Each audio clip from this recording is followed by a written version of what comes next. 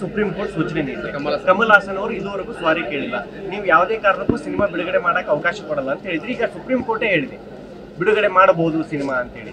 ಸರಿ, ಈಗ ನಾನು ಬಿಡುಗಡೆ ಸುಪ್ರೀಂ ಕೋರ್ಟ್ ಹೇಳಿದ್ದನ್ನು ನಾವು ಯಾವಾಗಲೂ ಕೋರ್ಟ್ ಆದೇಶವನ್ನು ಮಾನ್ಯತೆ ಮಾಡಬೇಕಾದಂಥ ಪರಿಸ್ಥಿತಿ. ಯಾಕಂದರೆ ನಾವು ಸಂವಿಧಾನದ ಪ್ರಜಾಪ್ರಭುತ್ವ ವ್ಯವಸ್ಥೆ ಜೀವನವನ್ನು ಮಾಡೋದು. ಈಗಾಗಲೇ ಕಮಲ್ ಹಾಸನ್ರಿಗೆ ಹೈಕೋರ್ಟ್ನೊಳಗೆ ಭಾಳ ಚೆನ್ನಾಗಿ ನಾಗಪ್ರಸನ್ನ ಅಂತಂದು ಜಡ್ಜುಗಳು ಭಾಳ ಚೆನ್ನಾಗಿ ಒಂದು ಹೇಳಿಕೆಯನ್ನು ಮತ್ತು ಜಡ್ಜ್ಮೆಂಟನ್ನು ಕೊಟ್ಟಿದ್ದನ್ನು ನೀವು ಕೇಳಿದ್ದೀರಿ, ಅದು ಮಾಧ್ಯಮದೊಳಗೂ ಬಂದಿದೆ.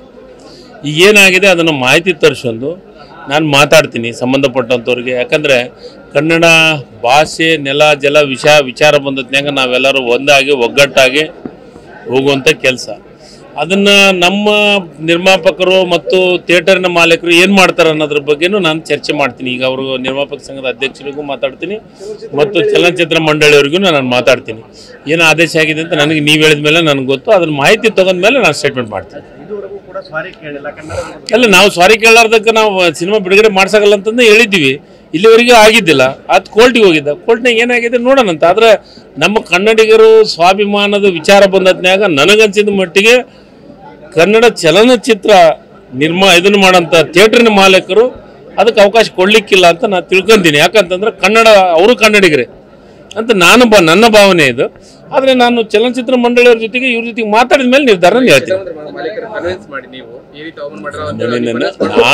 ಅದಕ್ಕೆ ನಾನು ಸಂಬಂಧಪಟ್ಟ ಚಲನಚಿತ್ರ ಮಂಡಳಿಯವ್ರಿಗೆ ಮಾತಾಡಿದ ಮೇಲೆ ನಾನು ಮಾತಾಡ್ತೀನಿ.